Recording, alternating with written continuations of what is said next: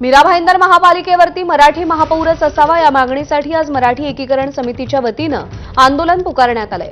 या आंदोलनात अधिकाधिक मराठी नागरिकांनी सहभागी व्हावं यासाठी मीरा भाईंदर शहरासह आसपासच्या परिसरात समितीनं जाहिरात फलक लावले असून या फलकांनी सगळ्यांचं लक्ष वेधलंय।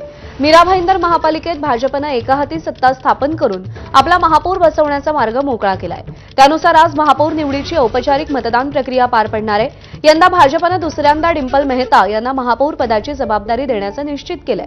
मात्र यामुळे शहरात मराठी अमराठी वादास तोंड फुटलंय। मीरा भाईंदरसाठी मराठी महापौर द्यावा अशी मागणी मराठी एकीकरण समितीनं भाजपकडे केली होती।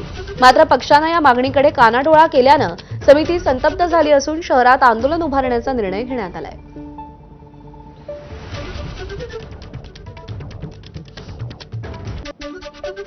निवडणुकीदरम्यान भाजप पदाधिकाऱ्यावर झालेल्या प्राणघातक हल्ल्याप्रकरणी आरोपींना अटक करण्यात आली आहे। रामनगर पोलिसांनी शिवसेनेचे माजी नगरसेवक नितीन पाटील आणि रवी पाटील यांना रुग्णालयातून डिस्चार्ज होताच ताब्यात घेत अटक केली आहे। पोलीस आज दोघांनाही कल्याण न्यायालयात हजर करणार आहेत। ओम नाटेकर यांच्यावरती प्राणघातक हल्ला झाला होता। या प्रकरणात दोघांना पोलिसांनी अटक केली होती।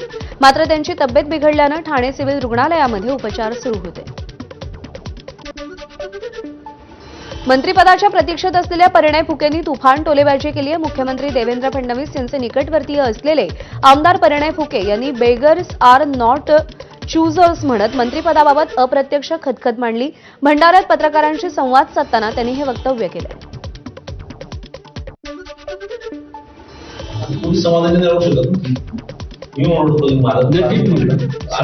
समाधानी करण्यासाठी काय करायला लागेल आपल्याला?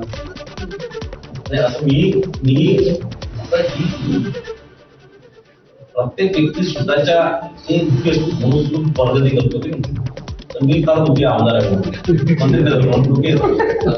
मला ते काय म्हणायचं। संसदेच्या अर्थसंकल्पीय अधिवेशनात आजही संसदेच्या दोन्ही सदनांमध्ये